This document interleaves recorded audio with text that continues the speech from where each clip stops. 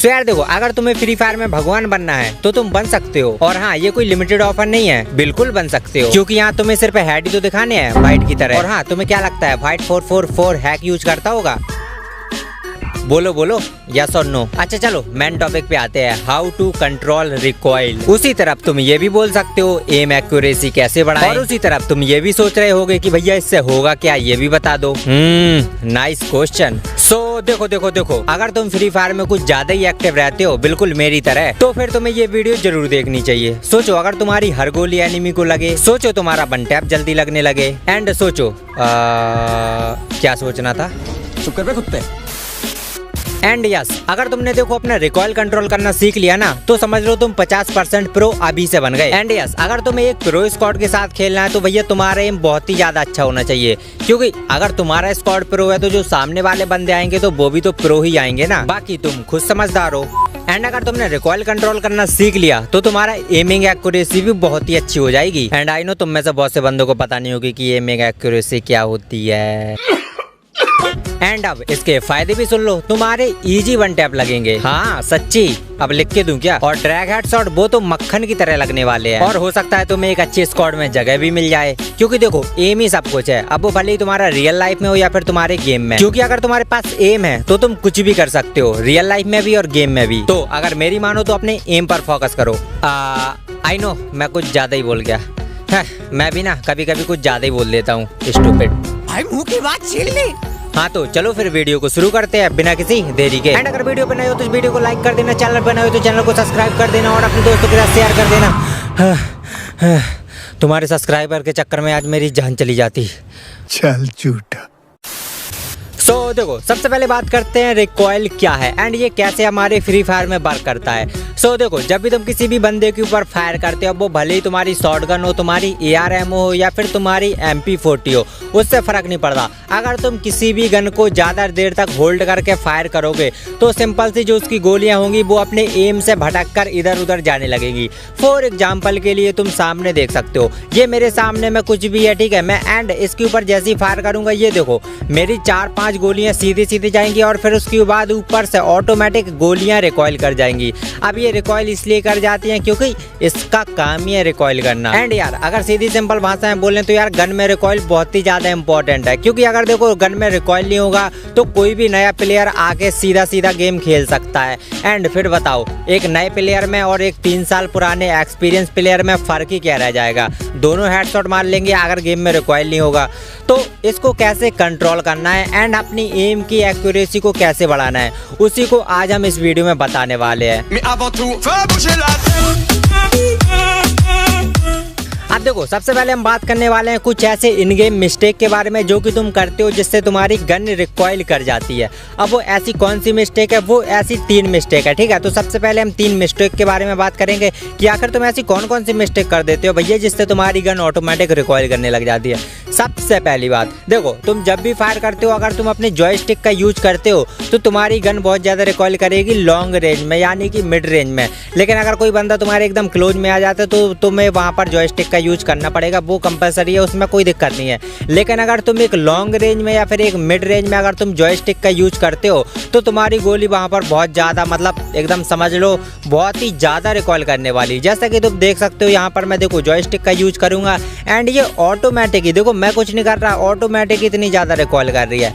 And अब बढ़ते हैं सेकंड नंबर। देखो सेकंड नंबर है तुम्हारी सेंसिटिविटी, या फिर हम बोल सकते हैं ओवर सेंसिटिविटी। देखो अपने जो गेम में है ना, तुम्हें देखो अपनी सेंसिटिविटी को हमेशा एक डिफ़ॉल्ट यानी कि एक मीडियम तरीके से रखना है। अब जैसे कुछ बंदे होंगे मेरी तरह जो कि DPI यूज करते हैं एंड वो DPI को कुछ नेक्स्ट लेवल पे यूज करते हैं। चलो मैं तो अपनी 460 करता हूँ, ठीक है, लेकिन कुछ बंदे ऐसे भी हैं जो मतलब सेंसिटिविटी को बहुत ही ज़्यादा यूज करते हैं, मतलब एकदम हाई लेवल पे सेंसिटिविटी का यूज करते हैं, जिससे कि उनकी गन जो है कि बहुत ही ज़्यादा रिकॉइल कर जाती है।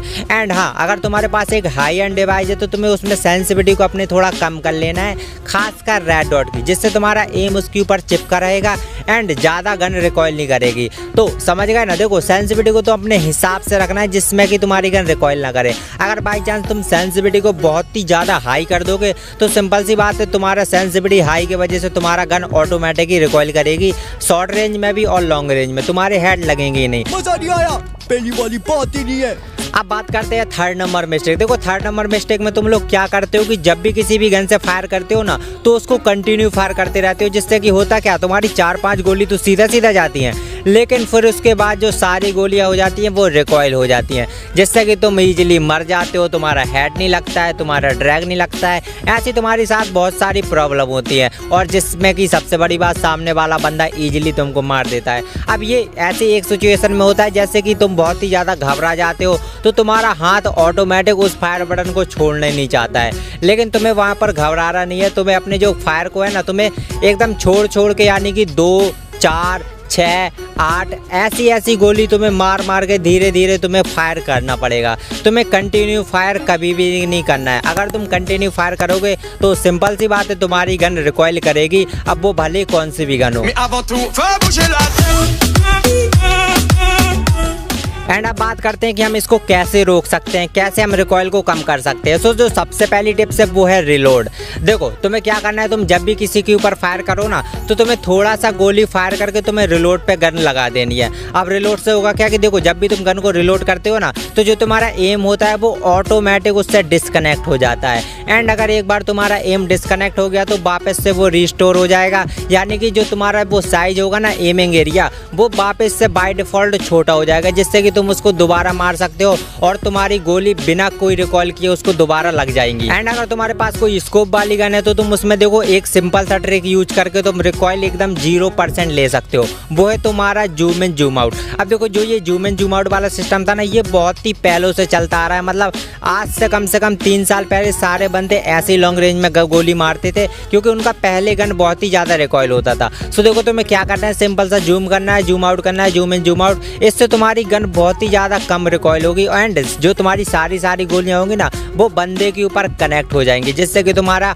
बंदा इजीली डाउन हो जाएगा। एंड इसी में आ जाते हैं कि अगर तुम किसी को इन स्कोप में मारना चाहते हो, यानी कि स्कोप ओपन में मारना चाहते हो, तुम उसको कैसे मार सकते हो। देखो तुम्हारे पास जब भी कोई ऐसी गन हो तो देखो तुम्हें क्या करना है, स्कोप को ओपन करके तुम्हें ड्रैग करना है, लेकिन तुम्हें कंटिन्यू ड्रैग नहीं करना है। तुम्हें 4, 5, 6 गोली चलाने के बाद दोबारा स्कोप को ऑफ करना है एंड फिर उसके ऊपर दोबारा इन करना है एंड फिर तुम्हें ड्रैग करना है, जिससे तुम्हारी गोलियां रिकॉइल नहीं होंगी। जैसे मैं तुम्हें दिखा रहा हूँ, देखो यहाँ पर अगर मैं देखो स्कोप को कंटिन्यू ऑन करके गोलियां चलाता हूँ तो देखो कितना ज़्यादा रिकॉइल हो जाती है। एंड अगर इसको ऑन करके ऑफ करके 5-6 गोली चलाने के बाद फिर से ऑन करता हूँ तो मेरी गोली एकदम स्टेबल है, यानी कि सामने वाले बंदे को ईजिली गोली कनेक्ट हो जाएंगी। मजा आया।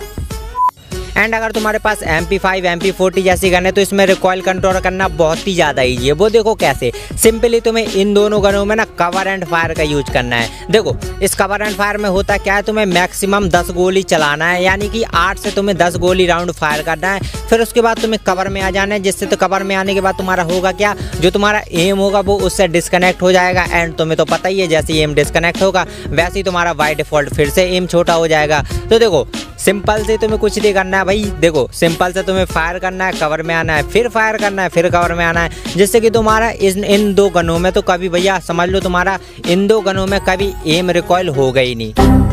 एंड अब तुम्हें बताता हूँ एक बोनस टिप्स। देखो इसमें क्या है, इसमें तुम्हें सिंपल सा कुछ नहीं करना है। अगर तुम्हारे सामने कोई एनिमी है एंड अगर तुम कोई सी भी गन A to Z मतलब कोई सी भी गन अगर तुम यूज करते हो एंड अगर वो रिकॉइल कर जाती है, सो देखो तुम्हें क्या करना है, सिंपल सा एक बार सिट अप कर लेना है, ठीक है। ये बहुत ही पुरानी टेक्निक है एंड अभी भी बंदे बहुत ही ज़्यादा यूज करते हैं, इवन मैं भी यूज करता हूँ इस ट्रिक का, क्योंकि देखो मेरे को इसको करना या फिर उससे डिस्कनेक्ट करने में टाइम लगता है, लेकिन अगर तुम वहीं पर मतलब तुरंत की तुरंत बैठ जाओगे, एक बार सिटअप कर लोगे तो तुम्हारा एम जो है वो ऑटोमेटिक वाइड हो जाएगा, मतलब ऑटोमेटिक तुम्हारा छोटा हो जाएगा।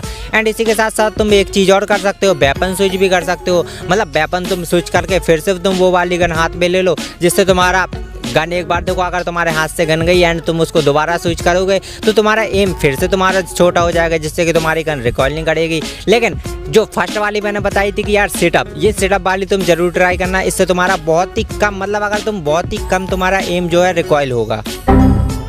एंड अब बात करते हैं बन टैप। देखो इस अपडेट के बाद ना मतलब बन टैप लगना बहुत ही ज़्यादा मुश्किल हो गया, खासकर डिजर्ट या फिर M500 है। इवन मेरे साथ भी ऐसा होता है कि मतलब बहुत ही कम बन टैप लगते हैं, लेकिन इसका सोल्यूशन मेरे को मिल गया। देखो तुम्हें अपना जो रेड डॉट है ना, इसकी तुम्हें 5 या 10% सेंसिटिविटी को कम कर देना है, जिससे तुम्हारा अब देखो इसमें क्या है ना बहुत ही ज़्यादा रिकॉइल कर दिया। सो अगर तुम देखो रेड डॉट की सेंसिटिविटी को थोड़ा कम कर दोगे 5 या 10, ठीक है 5 या 10% तुम्हें कम करना है, जिससे तुम्हारी रेड डॉट की सेंसिटिविटी कम हो जाएगी तो तुम्हारा हेडशॉट इजीली लगने लगेगा। खत्म, bye bye, tata, goodbye, गया।